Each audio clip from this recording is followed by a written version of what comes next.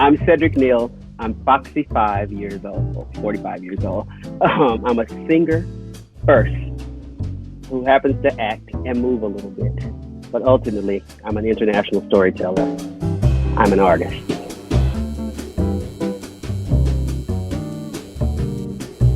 We've been trying to set this up for a minute. Your life, like my life, everybody's life has become crazy because we're in the middle of Miss Corona. Yeah, that girl, she don't care about nobody but herself. I know that's right. And she will shut everything down. She will shut down theater. She will bring married couples together in a small space. Did. We all had our life planned out for 2020. I have 2020 vision, and Right. And for me, it started out. I was in a wonderful world premiere production of Back to the Future. And we opened on a Thursday, and that Saturday they told us, that's it. Miss Ronda said, no more. So yeah. No more DeLorean. Here we are. No more DeLorean. Man. Yes. I have to tell you, you posted an early, like, I think you guys were doing your Vondel probe. And, you know, I'm a kid of the 80s. My wife is a kid of the 80s. And I said, hey, Cedric posted a video up. So I turned it on. And the orchestra is blaring that thematic music, the car. And I mean, both of us 80s kids, eyes welling up. We were like, what's happening? It was, yeah. So I know you guys were doing something extraordinary. And just because of the vision and the responsibility of your producers and your company, you shut it down, even in the midst of something we've been in this industry for decades, Jerome. Yeah. But working on Back to the Future restored my faith or belief in the magic of theater, the magic of storytelling, the magic of because theater ain't cheap. So you pay all this money for these tickets. Yes, you want to get the talent, but sometimes you just want spectacle. Right. And Back to the Future renewed my faith in the fact that spectacle can be entertaining again. And it's just to be a part of that legacy, because who doesn't know Back to the Future? Right. To be a part of that legacy and a part of it with the original writers and composers and directors and this new talent. It's a major experience. And when it comes back, it's going to change the face of musical theater again. I cannot wait. I cannot wait for it. Well, as I like to start these things all the time, as we're looking at the artist's journey, I want to start with your origin. You're Oak Cliff all the way. That's my hood. So much that I am from Dallas, Texas, but if you're from Dallas and you're from Oak Cliff, you don't say you're from Dallas, you say you're from Oak Cliff. Yeah. Because Oak Cliff breeds a different kind of people. It's the hood. I was raised around gangsters that would rob somebody and then help an old lady across the street in the same breath. Right. That's Oak Cliff. Right. I was born in Oak Cliff in the 70s, in a singing family, rooted in the gospel. Both my mother and my father. My mother's passed on, but both my mother and my father were singers. My father sounds just like Sam Cooke, and my mom sounded like a cross between Aretha Franklin and Shirley Caesar. So my two brothers and I, and then my sister, 6 years after I was born. I was a baby for a little while, and then my sister came along. She's my best friend now, so I can say that. Messed everything up. Yeah. We were just raised in the church in the deep South, and that's where I'm from. So much that my email address is NYCEDOFOC, and people are like, "What does that stand for?"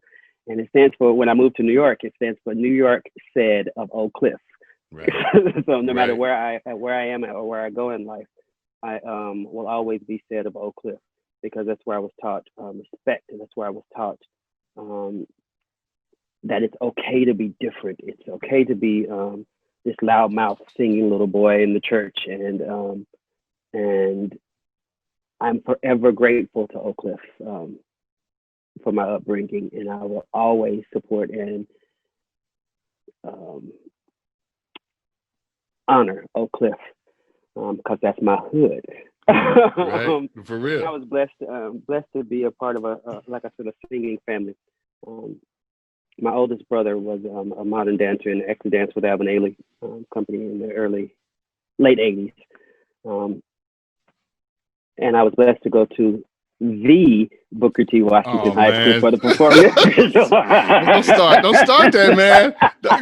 Because this thing goes out. So my Booker T family from Tulsa will clown. They'll get over here and clown. Bring it. BTW, one of the premier performing arts high schools in still to stay in the United States. And the love and appreciation of technique and theory and classical music was cultivated at Booker T. Washington by some of my mentors, and to this day, my choir director, Michael Terrell, rest in peace, was probably the biggest musical influence on my life in my teenage years. And my musical theater teacher, Nedra James, is now my second mother. Talk at least once a week now, and so I was raised in the Deep South, in the hood. Went to the Performing Arts High School, and then went on to Eastman School of Music in Rochester, New York, to study classical vocal because I thought I wanted to be an opera singer. Yeah. But the universe had different plans for me, and here you are. I've learned. It took me a while, Jerome, but I've learned that the universe's plans outweigh man's plans every time. Every time. That's my background. I have to ask, because I mean, you have a similar background than mine. I'm a Tulsa kid, and we both went to what we feel are the best high schools in the world. I mean, I'm right, but but okay. I have to. I do have to say this, because you're getting that blended experience where so many of our colleagues grew up in a different environment, and their environment was built towards introducing them to the Beatles and introducing them to classical music. We were coming from a very different home life and a very different cultural a background, but then being given also this other information. And I have to ask, your family's a gospel singing family. Your family loves music, which, by the way, if you all don't know who Shirley Caesar is, I want you to look it up right now because your life is about to be changed. Yeah. But you're going to this high school. It's bringing you all of this influx of information. What was the response from your family in terms of blending these cultural and artistic ideas? That's the beautiful thing, Jerome. Like I said, I can't say it enough. I was raised in the hood, where at that time, the only way out we thought out was to be a basketball player or a rapper. Right. And I don't know when it happened or how it happened. I take that back. In middle school, I was in the middle school choir, and I heard a different sound from middle school choir, and I liked it. And then my middle school teacher took us to see the opera Othello. Mm-hmm. And here's this little gospel kid, and I was just enthralled. I was like, what is this? I want to sound like that. And my family life was very, very, very supportive. Even my dad, in his absence, at my performances, was still supportive. He still knew that his son had a gift and a talent. My mother, rest her soul, was my biggest and loudest cheerleader. And no matter what I wanted to do, if it was to do an opera, or if it was to do a musical theater show, or to continue touring with the premier gospel choir in the DFW region at that time, my mother was always there, and she was the loudest. I remember in high school, in the best high school in the U.S. This can go back and forth all day. I was doing the opera Amal and the Night Visitors, and I was playing Amal. And in the middle of the opera, I'm singing my solo, mother, or whatever. And I hear my mom from the back of the auditorium, sing the song, son. Yes. Yes. And I'm ashamed to say it embarrassed me at the time. Right. But after my mom's passing, I realized why the universe used her so vocally and so much at the time, because God, the universe, knew that I would miss that. I would miss that constant support. Right. So while she was here, my mom was my biggest cheerleader, and she never missed a performance. She encouraged me to step outside the box. So while I was still shooting jacks with the girls in Oak Cliff, I would go downtown to school and be exposed to theater and ballet and visual arts, and so I've had a well-rounded life full of support my entire life, and I don't know how anybody would do it, and I feel sorry for people who don't have that support. But I've been blessed to have very supportive family and friends and family of choice my entire life. Yeah. And there's nothing more powerful, I think, than that support from those loved ones. Like you say, not only will you miss it because all of us have to face that day, but it's also it will help give you armor against the world that's not gonna necessarily express the same idea. Yeah. Yeah. My mom used to say something, Cedric, you're not better than, you're not worse than, but you're just as good as anybody. And that sticks with me. Yeah. So in this competitive field that we live in, and have both been blessed to thrive in, at no point in life did I ever feel like I was better than anybody or worse than, but I'm just as good as. And if you can do it, I can do it. And I think there's room enough for all of us. There's room enough for all of us. Just get out there and do the work. Yeah. You know? I'm gonna contradict you just a little bit, because I remember the first time I heard you came to work at the Pollard, and I don't think I've ever told anybody this. Up until that moment, I thought, I feel pretty good. I feel pretty good about who I am and what I am. I'm a pretty gifted. I came from Booker T. Washington High School in Tulsa, Oklahoma, and that made me pretty amazing. But I heard you sing for about 2 minutes. I was like, okay, that's maybe the best thing I've ever heard in my life. And it's continued to this day. There's a list of people, the kind of Ben Platts and Leslie Odom Jr.'s of the world that are blessed with a gift that is the way their voice sounds. And then there are people who are blessed that way, and then also know how to use it in a way to advance the storytelling. And when I heard you sing, I remember you were singing something from the show, but I remember specifically seeing you sing A Song for You by Leon Russell, and thinking, oh, I mean, nothing against Donny Hathaway, but wait, this is the song. This is what it says and what it does. And I didn't even realize that until today. Let me take out a pen and paper, start writing some notes. So, I think you're a phenomenal artist and you're blessed with this talent. But I think the value of your story, the even greater value of your story, is that with all of that talent, there is still this beautiful realization of the simple statement: you don't give up. You do the work, and that's important. I think that's going to be valuable to our viewers and the young artists who are watching this. So I have to ask, what was your point of no return? That place where you say, I can't do anything else. This is it. First of all, let me say thank you for the compliment. It's humbling, and I give all glory to God for the gift.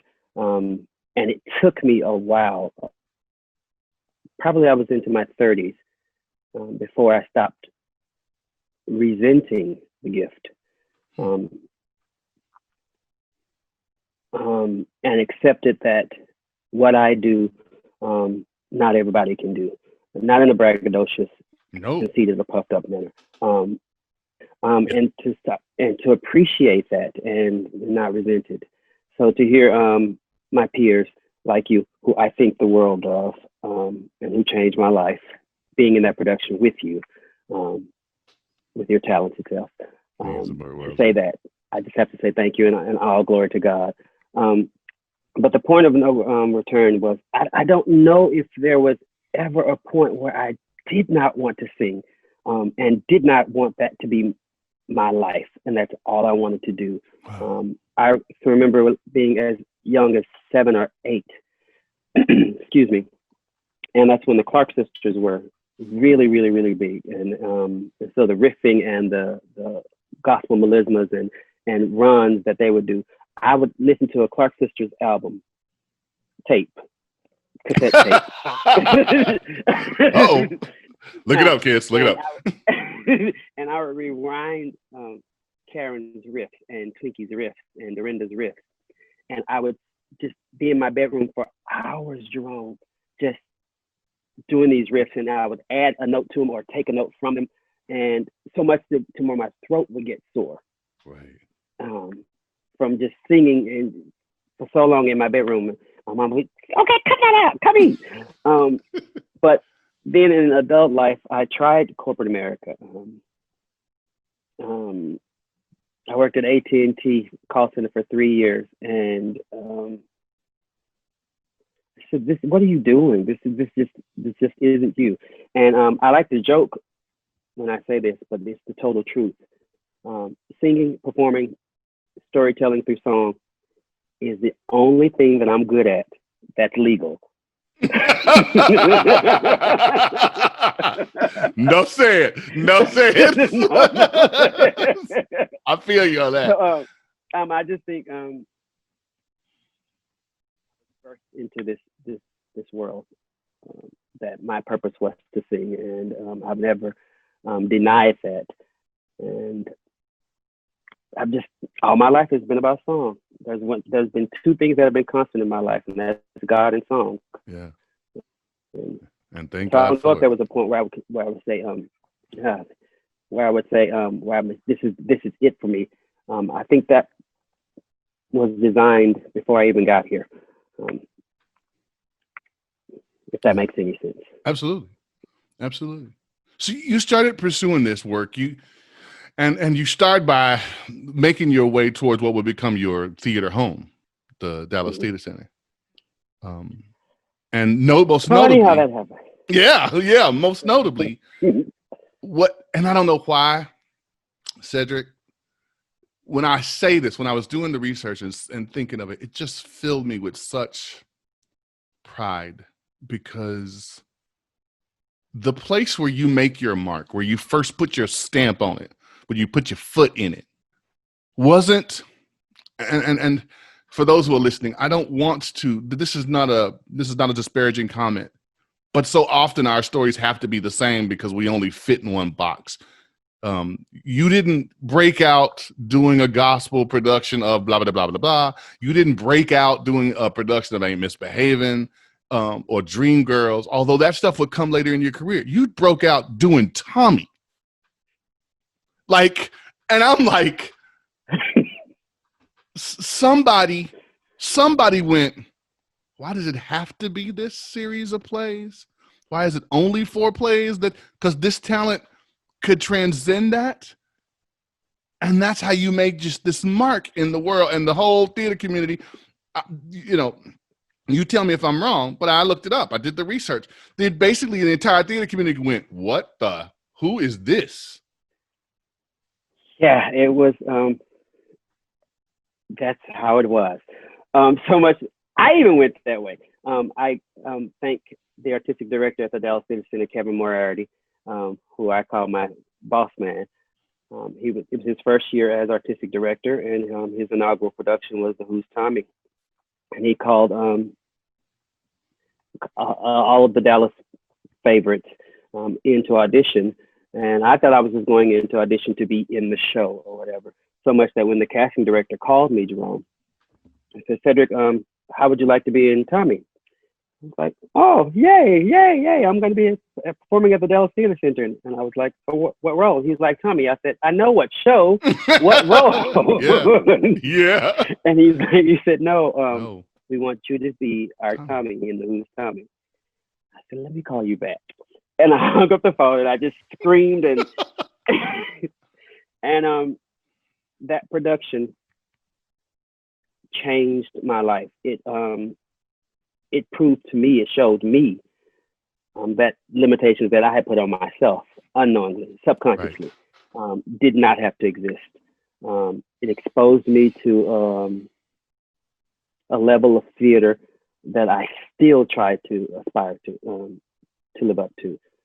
It exposed me to New York theater critics and New York casting agents, and I have sons right now who, as a result of seeing me as Tommy, said, I can do this.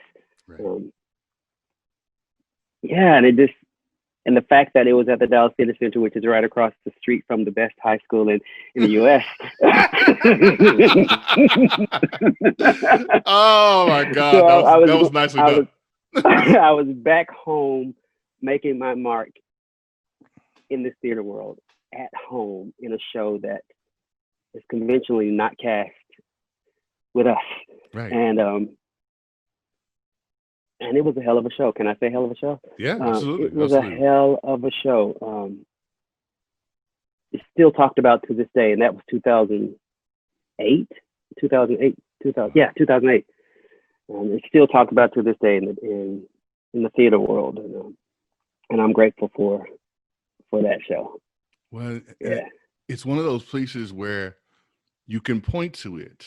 You know, you don't get a lot of examples, so you have to catalog them when you get them.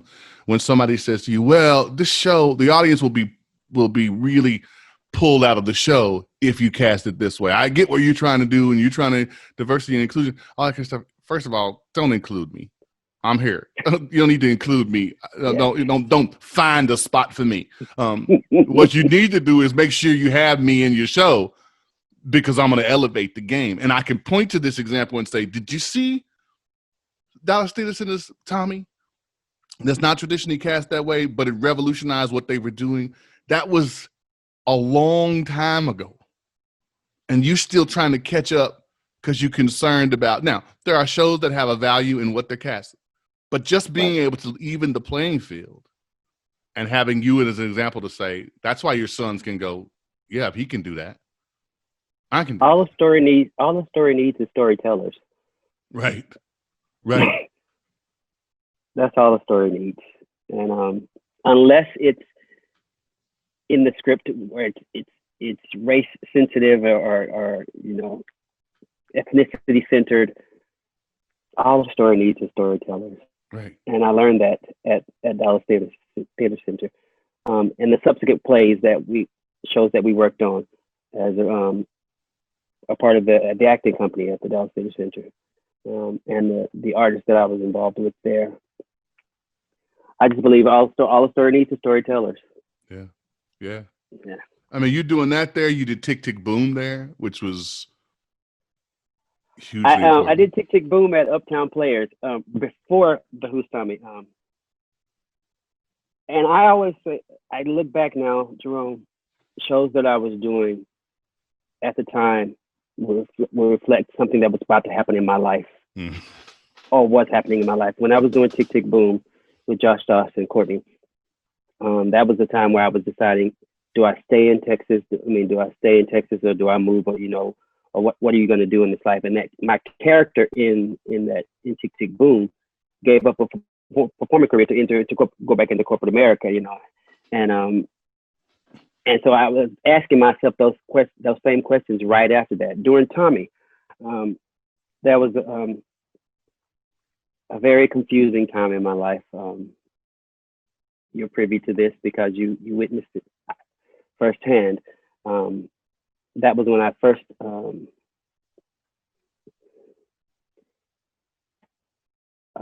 had developed an addiction to crystal meth while I was performing in that show. So every time I would say, see me, feel me, touch me, heal me, that was a cry for Cedric as well as for Tommy, the character. Right. And art imitates life so many times in my career, and that was just happened to be when I was playing Sporting Life down in Austin and on Broadway and over here in London subsequently. I had to say, in every production of Porgy and Bess that I've done, because I've done 4 productions of Porgy and Bess, I know Sporting Life. I've dated sporting life. I have cousins who are sporting life. I've been Bess at some point in my life. I've been Porgy at some point in my life. And so the shows that I mean, I can't say it enough. They seem to resonate with where I am in life or where I'm going in life. Right. Yeah. Well, and it's, I mean, one of the reasons why I wanted to sit down with you is because I know one of your great gifts on stage is how vulnerable you are, how honest, and I know that requires effort, it required work, it required getting there. We just saw it in real life, in real time on this interview. But it also is the gift that allows actors to connect past text to an audience and to the members of the audience, because they see the reflection. They see themselves and go, holy crap, that's a struggle that some other people went through. And it is not this thing I have to put away in a lockbox, and somehow sharing it, somehow living through it and surviving it strengthens me. And if I let it, it can strengthen others. I was with you when we were doing, and we'll talk about that in just a second. You'd come out of Texas. You were going through a series of things, and part of it was finding your strength and your value. And there was every reason in the world that there wasn't a need for you to keep working and doing and looking for, except for whenever you worked, like coming to work in this little theater in Guthrie, Oklahoma, you were transcending race, you were transcending the scale, you were talking to people at their soul, at their personal, private level. And I watched you do that in Ain't Misbehaving. And you had talked about this, I think, in another interview I saw you do, where you said you had to decide to make no or find no more excuses. Yeah. I was in Texas in a relationship that I knew I had no business being in. And I become a really big fish in the small pond that is regional theater. And I said to myself that I never want to be in a situation where, like some of my friends and peers, where they would go on stage, drop their pants and take a poop, and the critics and their fans would just go, oh. I never wanted to be in that situation. So and I ran out of excuses. I was like, you're broke in Texas, you can be broke in New York. So I just ran out of excuses. And the main excuse that I ran out was my government name is Cedric Darden. And when you mentioned Cedric Darden, who went to Booker T. Washington High School for the Performing and Visual Arts, you get this thing where they said that boy at the time, because I'm all man now, but that boy can sing, sure enough sing, but he has a horrible attitude, and blah, blah, blah, blah, blah, blah, blah. And so when you would say Cedric Darden, there was a certain negative connotation to that. So I changed my professional name to Cedric Neal. Mm-hmm. And in doing so, Jerome, I realized that I thought that I had to always be perfect, in that Cedric Darden wasn't enough. But mm-hmm. You put Cedric Darden, you put Cedric Neal in an audition room, or you put Cedric Neal on stage, and that's perfect. And that got to me to the point where I didn't know. I was trying to live up to everybody's expectations of Cedric Neal, and forgot that Cedric Darden was still a real and blessed person. Yeah. And I got lost. But in getting lost in the world that is recreational drugs or opioids and narcotics, I found the strongest version of Cedric. Mm-hmm. So when you see me on stage singing what must I do to be so black and blue? Or there's a boat that's leaving soon from New York, or to be loved from Motown. What you're seeing is that Cedric that cracked through the crack pipe to realize that my story, my song, my life is just as valid as those characters that I'm playing. And one of the things that my musical theater teacher told me, and never judge a character that you're playing, even if they're supposed to be the villain. Never judge that character. And I spent so much time judging Cedric that when I came out of that and realized, well, you give so much grace to these characters that you're playing. Why don't you give yourself that same grace? Right. and so that's where I am now. So oftentimes when people talk about my vulnerability and charm on stage, what they're actually seeing is Cedric. That's Cedric. He's not judging himself like he's not judging these characters, and realize that I'm stronger than I thought, Jerome. Because you were there. I thought I had nothing to live for. At that time, but God just dropped people like you and Stephanie in my life at that time. And Stephanie's dad, rest in peace. Rest in peace. My dear friend Doyle Fortney. Yeah. Just to say, no, I still see the God in you. I still see the gift in you, and I had to go through that. I thought I was going through that for my testimony, but I realize now that I had to go through that so that somebody else could see. Yeah. You were giving that to all of us because it's funny. I feel like I could hear in me your mom saying from the back of our house, go on, sing that song. You know what I mean? I could feel that because I wanted to say it.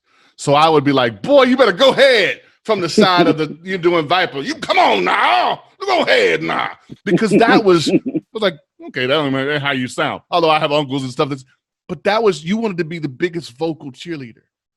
I wanted to be the biggest vocal cheerleader for you because your talent had touched my life and your story had helped me course correct and helped me confront and go, okay, don't be fooled into thinking that you can do this by yourself. Somebody is out there to give you a leg up. You didn't even know the leg up Cedric was going to give you when he got in the car the first time we met and we driving back to Guthrie. And yet it was invaluable to my life and to my story. So I want to thank you. Oh, glory to God. Thank you. Thank you. Thank you.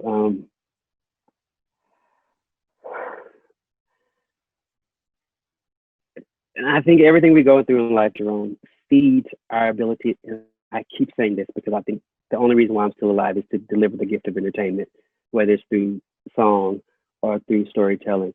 But I think everything we go through in life adds to our authenticity in telling these stories. Because audiences aren't dumb. No. They can see acting. They recognize life when they see it. Yeah. False life, they recognize it. Yeah. Absolutely. Absolutely. No, it took completely. And here's what's funny about that.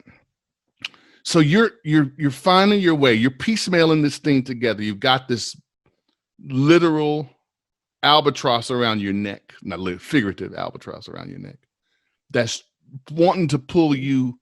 No, you don't do. And yet there's this champion. There's this cheerleader calling you and saying, sing the song, tell the story.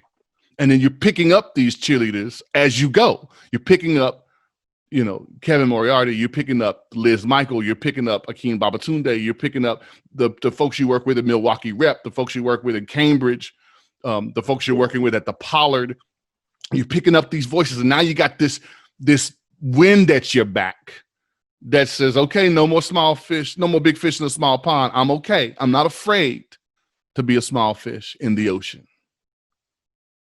And then you get a shot to work with Diane Paulus.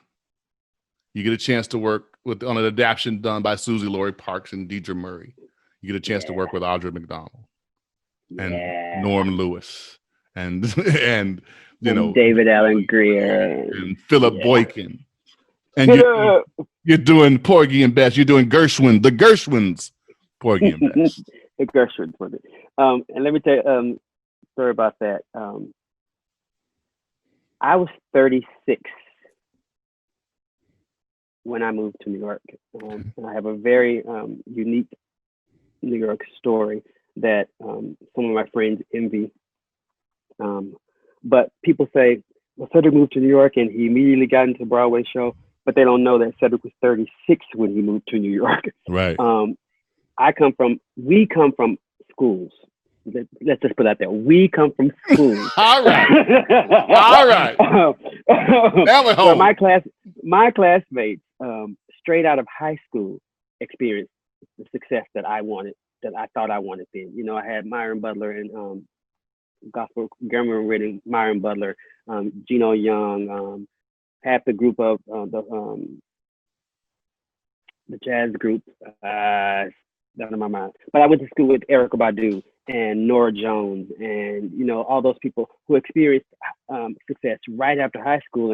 And here I was, 35, going, okay, I'm going to move to New York. And I did. So I have a very unique New York experience. My first audition when I moved to New York was for Porgy and Bess. Wow. And wow. I ended up getting cast in that. Yeah. And so we workshopped the piece before we took it to Boston, and then I'm volleying with Audra McDonald and Norm Lewis, who to this day, who's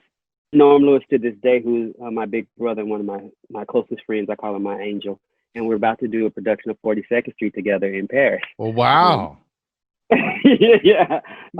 So I got to New York and was exposed to the likes of Norm and Audra and volleying off of them.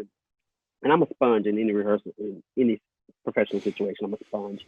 And so I got the chance to play Sport and Life opposite Audra McDonald's Bess.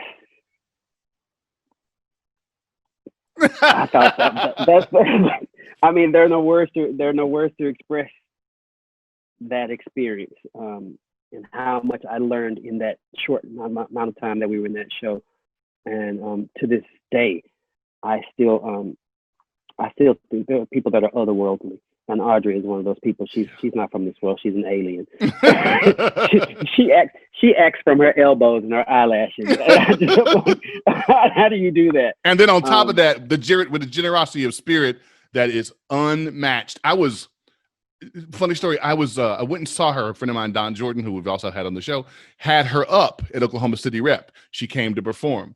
I am in the middle of rehearsals, I believe, of Fences, and I am in my full, old man hair and letting Troy Maxon grow. So I look like a crazy person who has put on some clean clothes, and I'm with my wife, and I say, doing to the receiving line, and I say, you and I have a mutual friend, Cedric Neal, and she's like, I think she says, get the phone out, get the phone.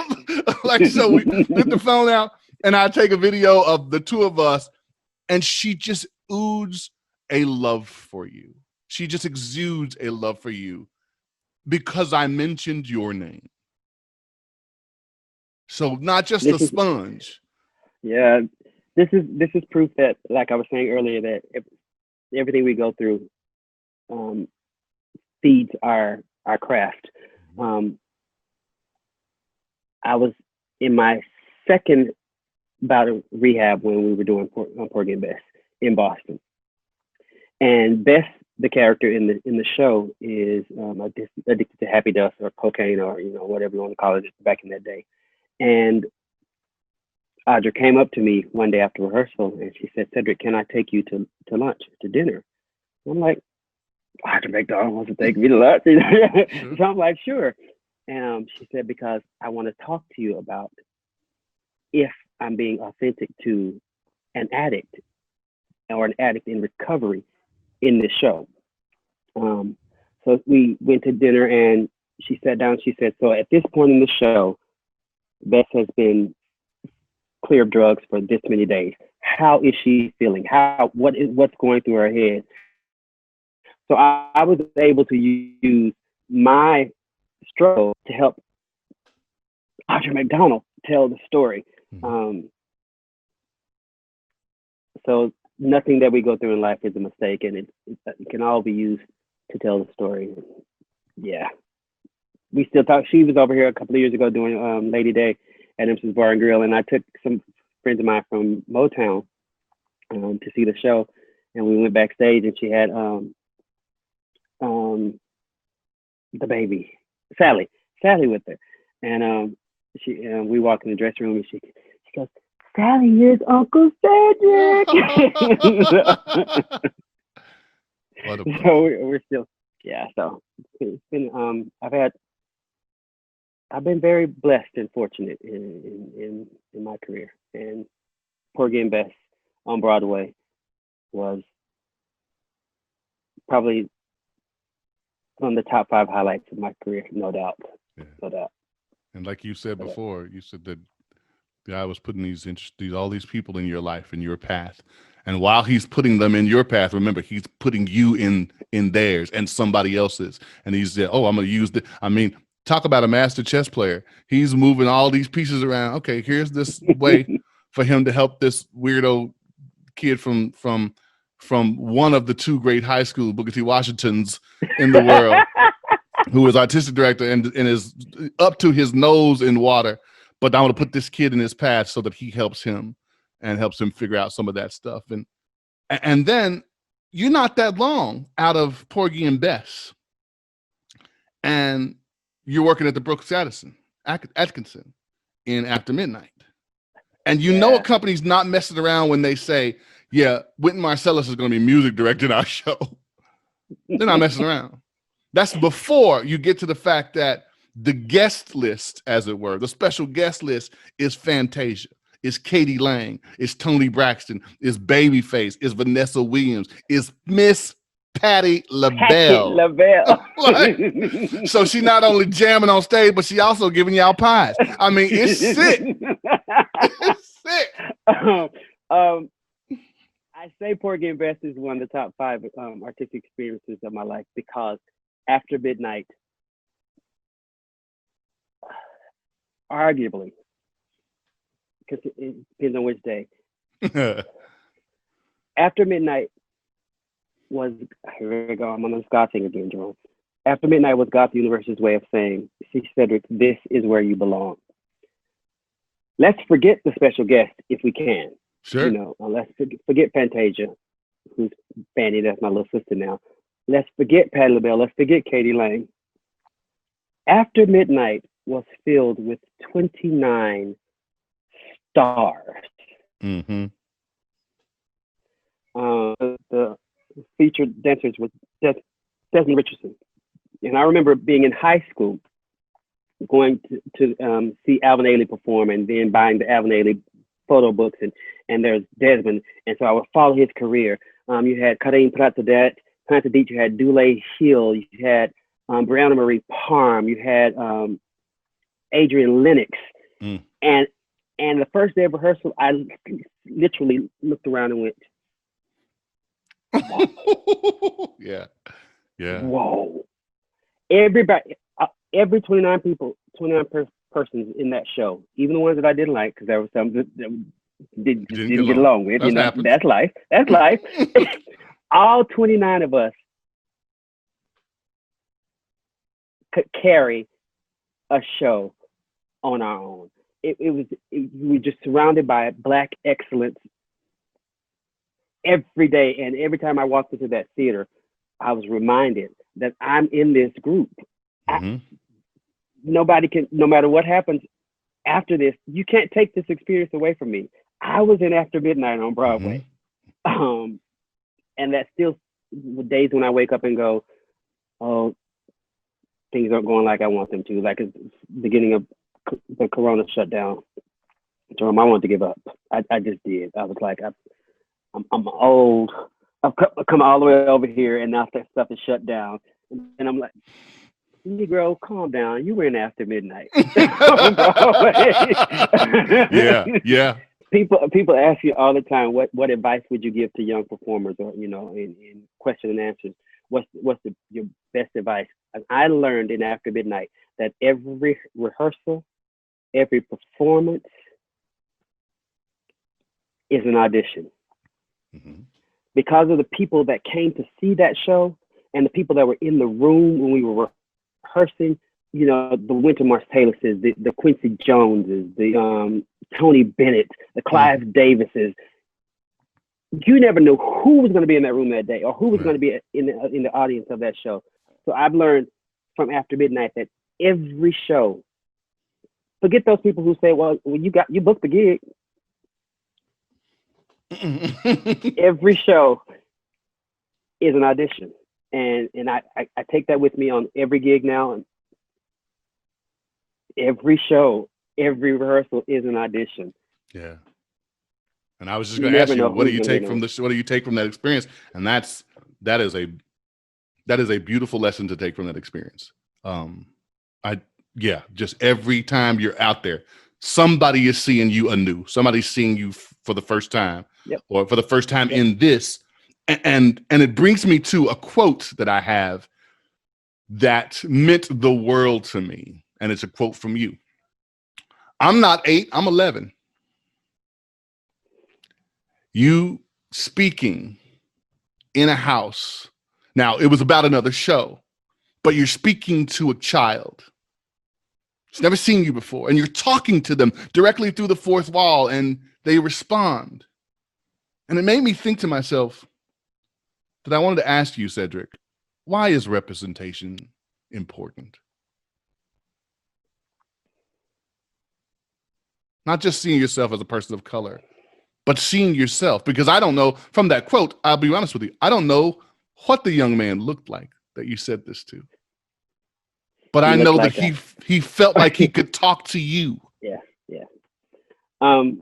Representation is important because of the simple fact that if you don't know it's available, you don't strive for it. Right.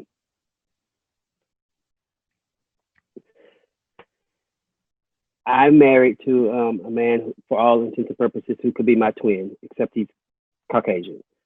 Mm-hmm. And our life experiences, we could walk down the same street in the U.S. and have totally different experiences because his entire life growing up, he's blonde-haired and green-eyed. So his entire life growing up, he's seen the representation of himself in everything. If it's a doctor hospital show, he's seen himself as represented as a doctor. If it's a special about astronauts, he's seen himself there. If it's a special about mountain climbing, he's seen himself there.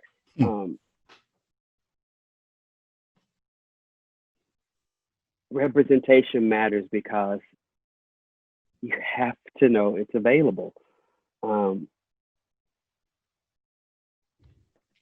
I tell my niece and my nephews now, you can be anything you want. And people told me that growing up, but I was like, anything? Yeah.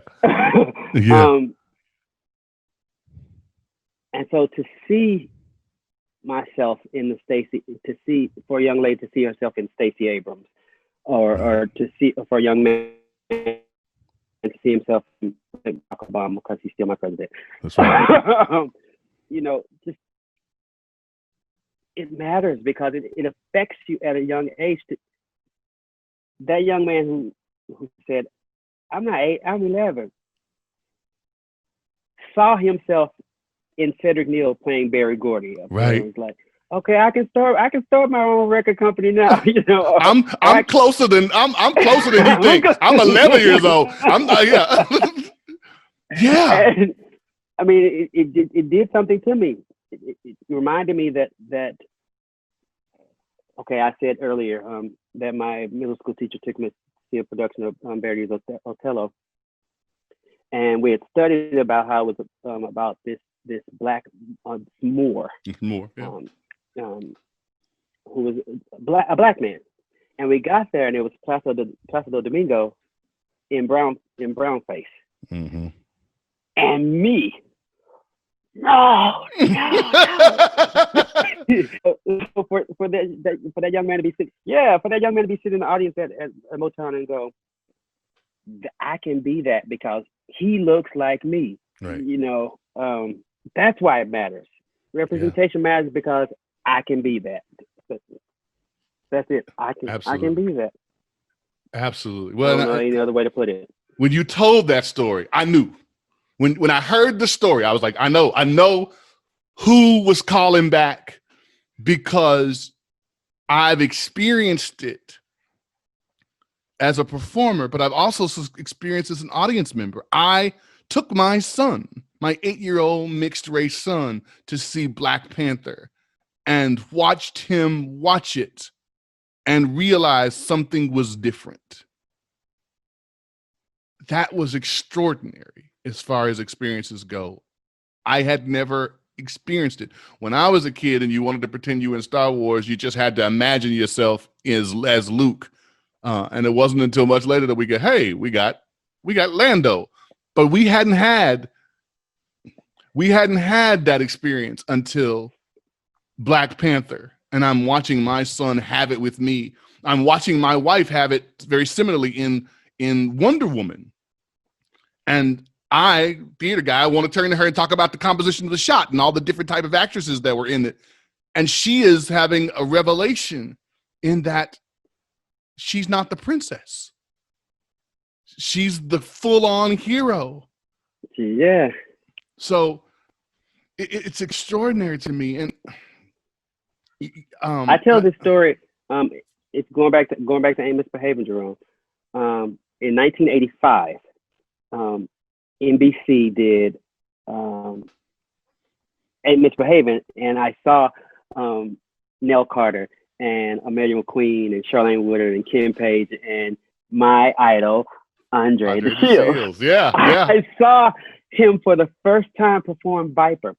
In hindsight, I remember when Nell Carter performed Mean to Me on that, I was bawling, and my mom was like, "What is wrong with you?" And I was like, "This is representation. I'm not a black woman, but Nell Carter singing Mean to Me, I was bawling." And my mom was like, "What's wrong with you?" I was like, "I want to do that. And my mom, in her Southern mother way, said, please hear me out. You would want to do something that a black woman would. Yes, I would. But to this day, that performance of Ain't Misbehaving and Patti LaBelle had a special. She was on. Gladys Knight had a special, Sisters in the Name of Love, and it was Gladys Knight, Patti LaBelle, and Dionne Warwick had this special around the same time, and I was like, that's what I want to do. I want to sing like Patti, and I want to slither like Andre, and so that's why representation matters, because if they can do it and they look like my uncles and my aunts and my mom, then I can do it. Yeah. There's so much. First of all, we haven't got a chance to actually catch up in a long time, so this, this will go on. I mean, I miss you, I miss you. Don't do it. and I'm joking. I joke about Shapoopy seriously, Jerome. You said about the first time you heard me sing, but I remember you taught me so much when you had to jump into that role. You were directing The Music Man at the Pollard, and the leading man got sick or something the night before opening, and you had to go on. And I'm sitting in that theater witnessing this, and I'm going, this dude is bananas. Oh my God. So for you to jump into that role, it's like, seriously, and I'm not blowing smoke up here, but I want to be able to do that at a point in my career where I can just, and didn't miss a beat, didn't miss. I think we had not planned for the fact that I would end up in a song called My White Knight. I wasn't quite prepared. I hadn't thought about that, but yeah, I guess we're here. I am so grateful, man. I'm just so glad to talk with you and to see you and to hear about your story, because there's so much that I'm learning. In addition to what I hope we're sharing with our audience, because here's the deal: what it's all building to, and this is just an intermission that we're in right now. You're an intermission in the said story, but it's a pretty strong intermission because you do all of this work. You're talking to this little boy who is, I'm not 8, I'm 11, and when you're talking to him reflecting the face of a pillar of music. Not a pillar of American music, not a pillar of Black music, a pillar of music. Music has a story in the world, and a big part of that story is Motown. And you are playing Berry Gordy in the original London production of Motown. You are literally talking about that 29-person cast. All of them can carry a show. That's you. You're carrying the show that is. And here's the deal. You're carrying the show that is Motown, the musical.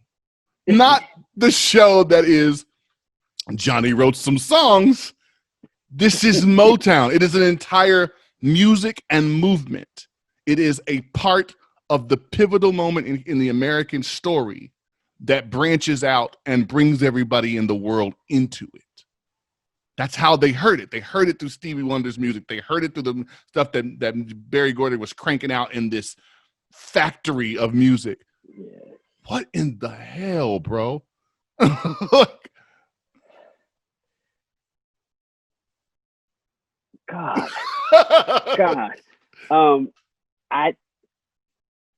People say Berry Gordy changed the face of music, American music. He changed the face of music. He changed the face of pop culture. He changed, and he looked like us. Yeah. And I didn't realize the magnitude of Berry Gordy and Motown's contribution into the world until I was in that show, actually. Right. And again, the people that I was exposed to in that show, and our final auditions, Mr. Gordy was there himself and handpicked all of us.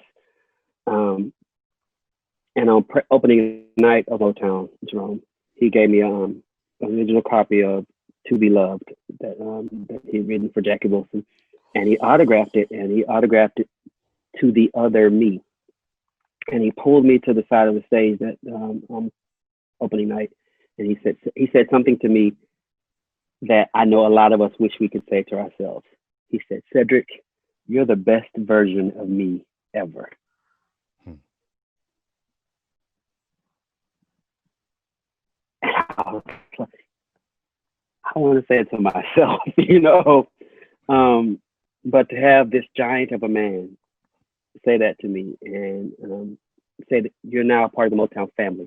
You're now part of the same family as the Temptations, as Marvin Gaye, as Gladys Knight and the Pips, as Tina Marie, as DeBarge, as you know, you're now a part of this family.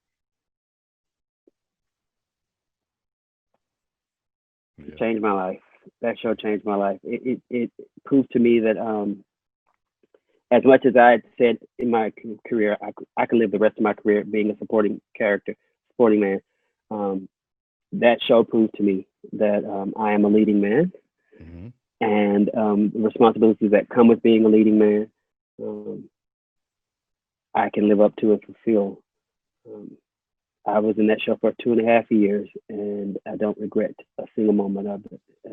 It taught me so much about myself, about the industry, about who I want to be in this industry, who I want to be in this world, and that's all because of Berry Gordy and Motown. Yeah. Get ready. So, yeah. Oh man, yeah. You know, the work that you and Lucy St. Louis did in that show, just accolade after accolade and interview, and people were just feeling that buzz in London. They were like, I want to be a part of this legacy. And they're having to experience it from across the pond. And thankfully you go across and give it to them, like Barry says, in the best version of him. it was an amazing experience. They were like, much like when I moved to New York. I did a show. My first solo show in New York was called Cedric Who, because the Black theater community in New York is quite small. So who's this guy that comes to New York and books a Broadway show, his first audition? So I did this one-man show called Cedric Who. And so after Motown debuted across here, people were like, who is this Cedric Neal and who is this? Well, let me introduce you. Let me introduce myself. So and it established, to this day, my career is flourishing because of Motown. Yeah. So I had a question. I'm going to get to we always end with the Bernard Pivot survey, but I wanted to ask you this because you talked about it. I think you and I talked about it a little bit online when we were chatting, and you did The Voice in the UK. Yeah. And in hindsight, this was a platform that would give your talent and your artistry and your activism, which I think you do in very subtle but very beautiful ways. This kid from Oak Cliff became an inspiration because of that platform. But what was your feeling about doing it originally? Did you feel any trepidation? Was there any reservation for you? I was scared to do it. Because I had spent so much time developing myself as an authentic artist. And then The Voice came up. And I was 43 at the time. And I was like, am I too old for this? Am I too American for this? Am I too soulful for this? Am I too Oak Cliff for this? So I came up with, again, every excuse not to do it. But then I was given release from the Holy Spirit in a quote that was often used after midnight. And it's a quote that made me do the Voice. You have nothing to prove, Cedric, everything to share. And that's ultimately why I did The Voice. Cedric, you don't have to prove it to anybody that you can sing. But you've been giving a platform to share this gift. And again, the exposure that The Voice gave me, if for nothing else, I'm grateful for that. I got to work with Tom Jones, but yeah, there was a lot of what if questioning questioning what Cedric should I present to The Voice? Should I go on as Cedric Darden? Should I go on as Cedric Neal? Should I go on as just Cedric? But ultimately, nothing to prove, everything to share. For sure. And my performance my sharings on The Voice. Here we go again, Jerome. Let's look at the songs that I sang on The Voice. First one was Higher Ground by Stevie Wonder. Yes, it was. It's so applicable right now to what we're going through. Especially with the Black Lives Movement. Just keep soldiering on till you reach your higher ground. Just keep then on after trying. that, it was Jumpin' Jack Flash. And the line that I related to in Jumpin' Jack Flash was, I was drowned, washed up, and left for dead. But it's all right now. That was my testimony in that one. Yeah. And then Bridge Over Troubled Water. Yeah. There have been so many bridges in my life.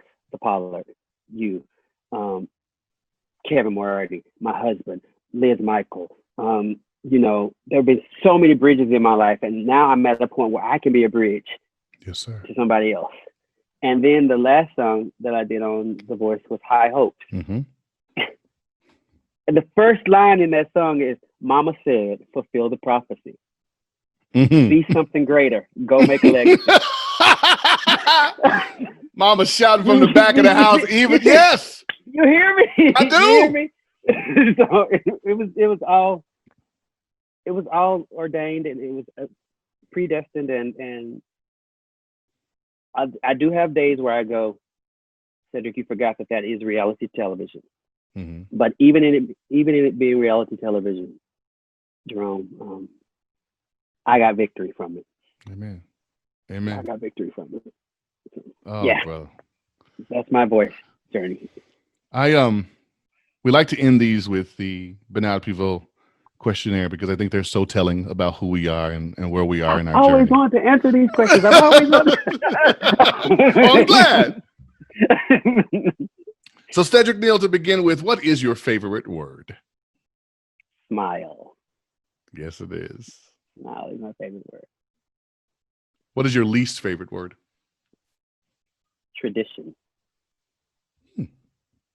Okay. Yeah. What turns you on creatively, spiritually, emotionally? Risks turns me on creatively. Emotionally, what turns me on is vulnerability. Yeah. Yeah, risks. Yeah, I can dig that. No risk, no gain. What turns you off?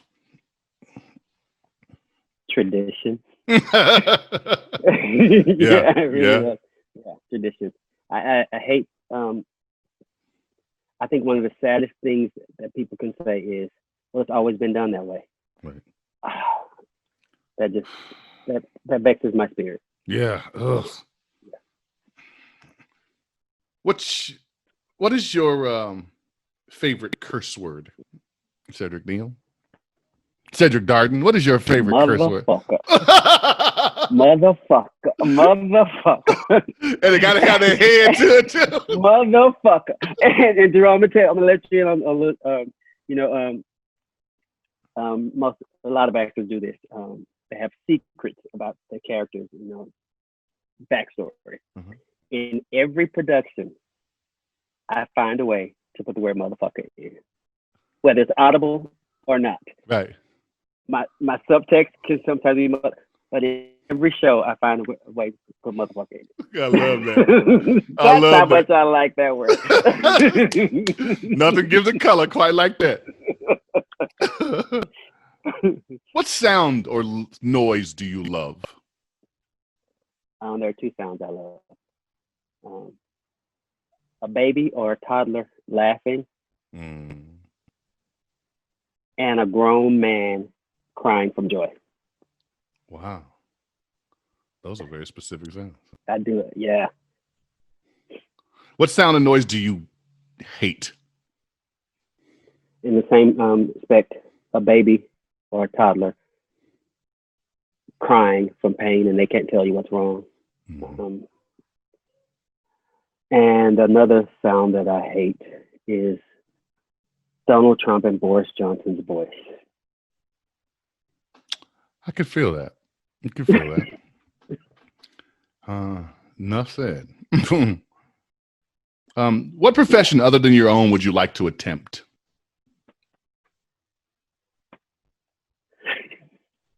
I guess this is the God Jesus thing in me.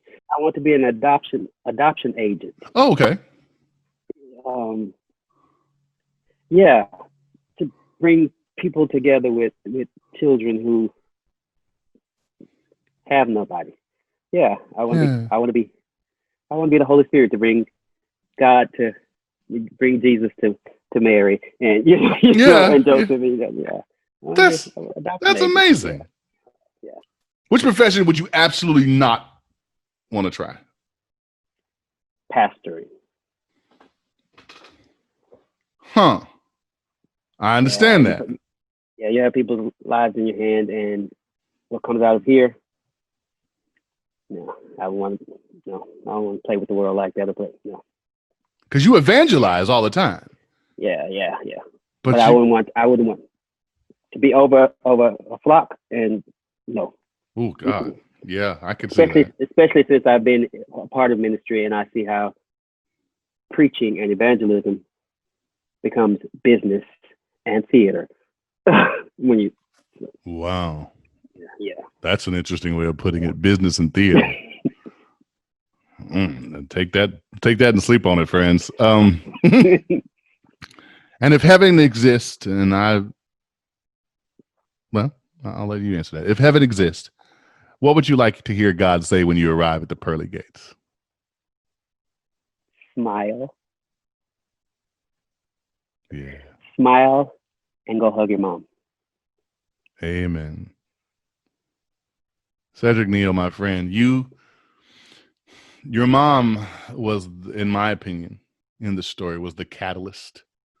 She's kind of been the through line that's just gone through, all the time cheering you on from the back of the house and giving you what you needed to become your own giant of a man. That's why I think he could say to you, you're the best version of me. It takes a giant. You are a giant in how much you've shared and how much you've overcome and how much you've taught us that we can do it too. And even though you only went to Booker T. Washington High School in Texas, I still think you're a pretty impressive individual, man. Is there another one? Oh my God, my brother, I love you so. I love you more, and I think the world of you. Please tell my Pollard family I said hello, especially Stephanie.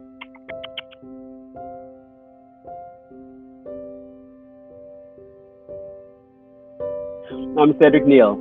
I'm an artist, and I'm plugged in.